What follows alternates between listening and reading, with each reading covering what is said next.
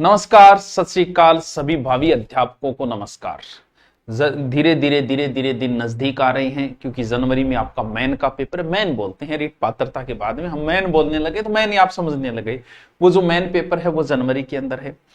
हो सकता है लगभग फर्स्ट लेवल में ज्यादा पास हुए हैं 60% के लमसम 60-62, और सेकंड लेवल में थोड़े कम पास हुए 44। दोनों के एवरेज 50% पास हुए तो मान के चलो 70% हो गए। कुछ पुराने वालों के भी तो अपने हैं तो लगभग 70% पास हो गए, यानी टोटल 14 लाख में से लगभग 9 से 10 लाख के बीच में कंपटीशन अपना अच्छी तरीके से तैयार हो गए हैं।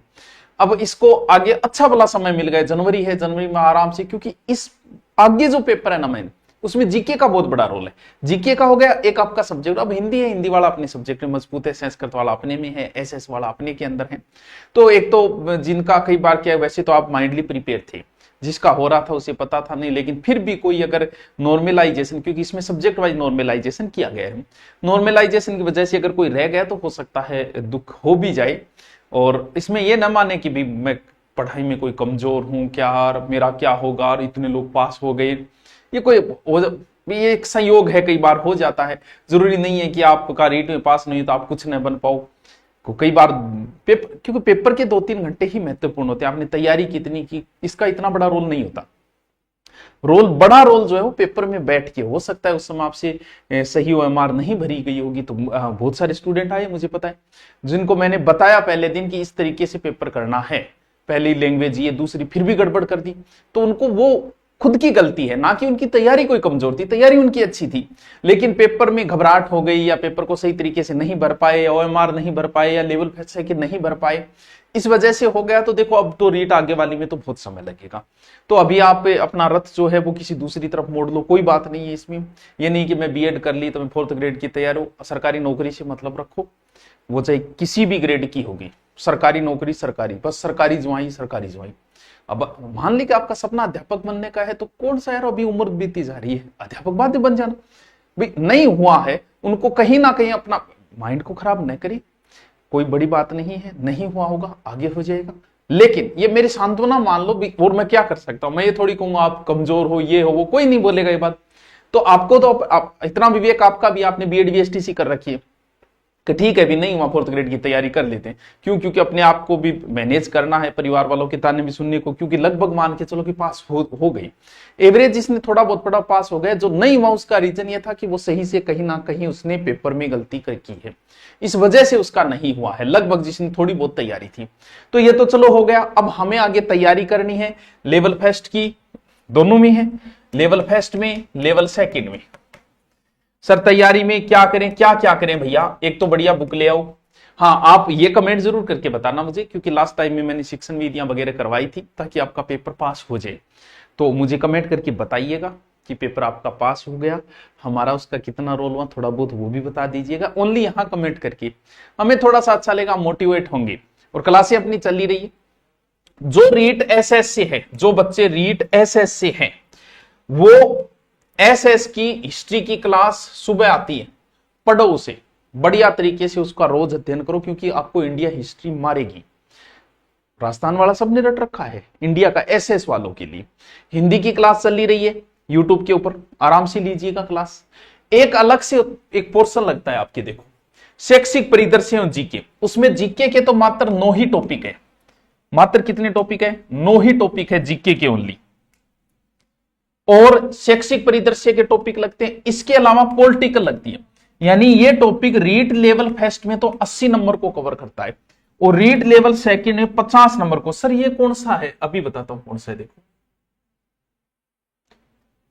इसका क्या हुआ कि थोड़े दिन पहले मैंने इसका बेंच लॉन्च किया था अलग से, मात्र 599 रुपए में, इसका पूरा अलग से किया कि इसे सिर्फ मैं ही पढ़ाऊंगा, ये 80 नंबर और 50 नंबर, जिसमें से ये टॉपिक थे, देखो कौन कौन से, राजस्थान के प्रतीक चिन्ह, कौन कौन से, वही खेजरी वगैरह, वो प्रतीक चिन्ह, अनुसंधान, धार्मिक स्थल, नगर, उद्योग, ये योजनाएं और खिलाड़ी, इस टॉपिक को छोड़ दिया था एक बार मैंने, ये पूरे टॉपिक मैं करवा चुका हूं। अगर अब आप इस बेंच को ज्वाइन करोगे तो ये टॉपिक मेरे हो चुके हैं, जिनको आपको स्वयं कवर करने होंगे। फिर शुरू होती है पॉलिटिकल, जो मैंने शुरू नहीं की, मैंने कहा पॉलिटिकल तुम पढ़ चुके हो यार, रीट तुमने पास किए कहीं ना कहीं, इसीलिए मैंने शुरू कर दिया शैक्षिक परिदृश्य, और जिसमें अभी टॉपिक चल रहा है नवाचार, ये सारे टॉपिक होंगे जिसे मैं करवाऊंगा आराम से, बढ़िया बढ़िया तरीके से।